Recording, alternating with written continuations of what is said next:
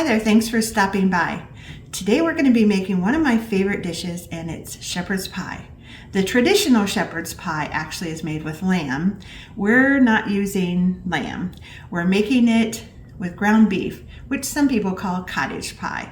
So nonetheless, we're going to call it shepherd's pie, and I'm using ground beef. So follow along, let's get started.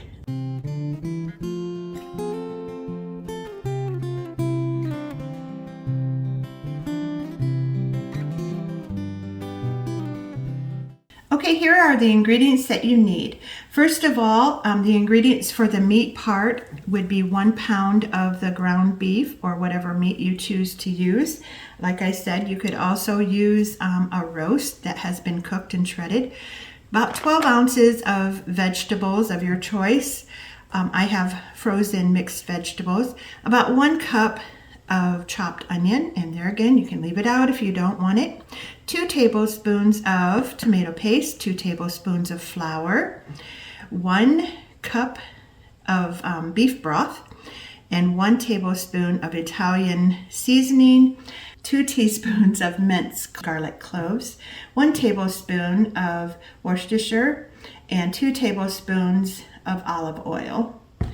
So for the potatoes, you can do your however you want to make your mashed potatoes, but this is the recipe that I'm putting down there for you.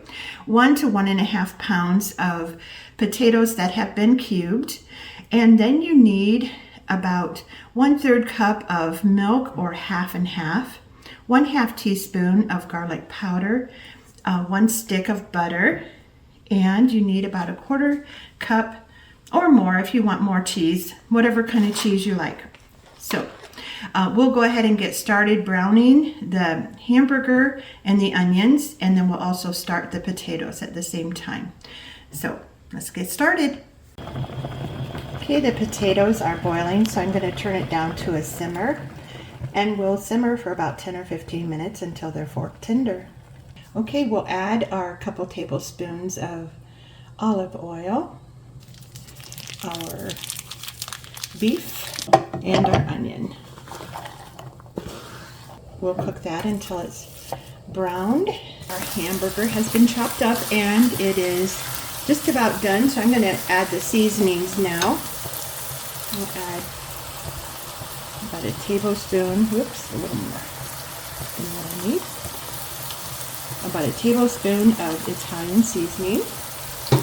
And then salt and pepper. I didn't mention that before, but you need about a 1/2 teaspoon of salt and about a 1/2 teaspoon of pepper.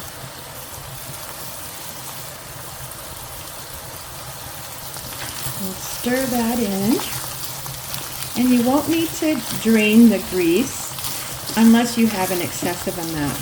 This is very little, and we actually want it for adding the flour and the tomato paste. Okay. Next, I'll add in the Worcestershire, 1 tablespoon.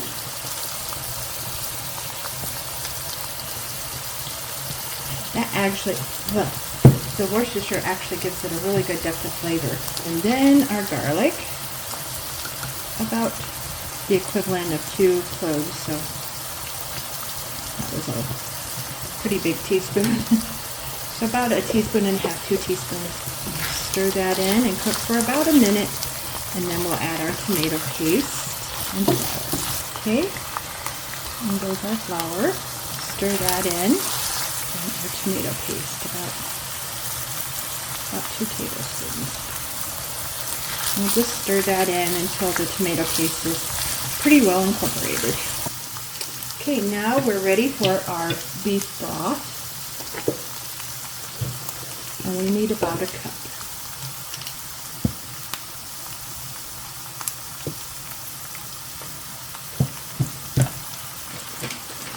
And I'll stir that in, and then we'll add our veggies.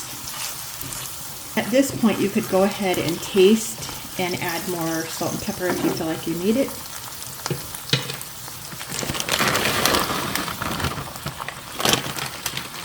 I'll stir this in, and then I'm going to bring it to a boil and then simmer for about 5 or 10 minutes.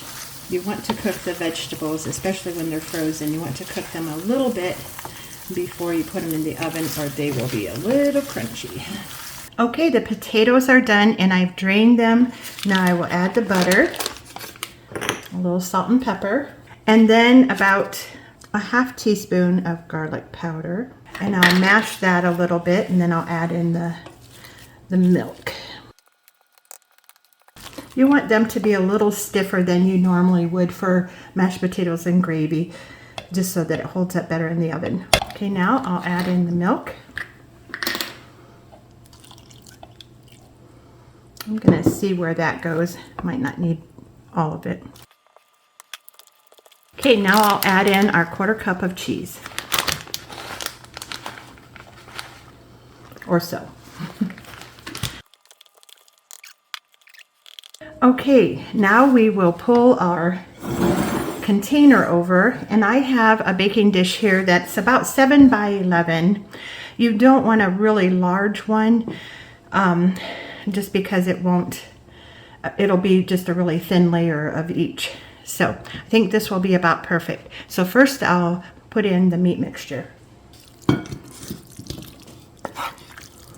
Okay, then I'll just try to make it as level as possible.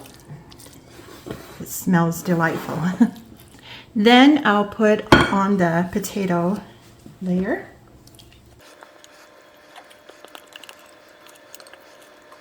And then once again, just spread it out evenly, going all the way over to the edges.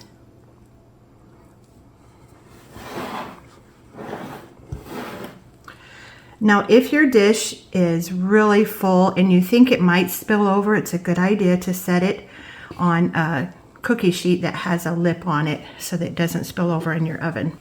It is now ready to go into the oven that has been preheated to 400, and we will bake it for about 25 to 30 minutes. We'll come back when it's done. Boy, does that smell delicious. Now we patiently wait for about 15 or 20 minutes before we serve it. It's way too hot. Okay, our shepherd's pie is now ready to serve. So let's go ahead and see what it looks like in here. Yum, that looks so good. Thank you for following along today. The recipe and directions are in the description below, so check that out. And be sure to like and subscribe to the channel and come back again. We'll see you real soon. Bye. Minced I'm gonna sneeze. You want to use a fine cheese that will mix in really well.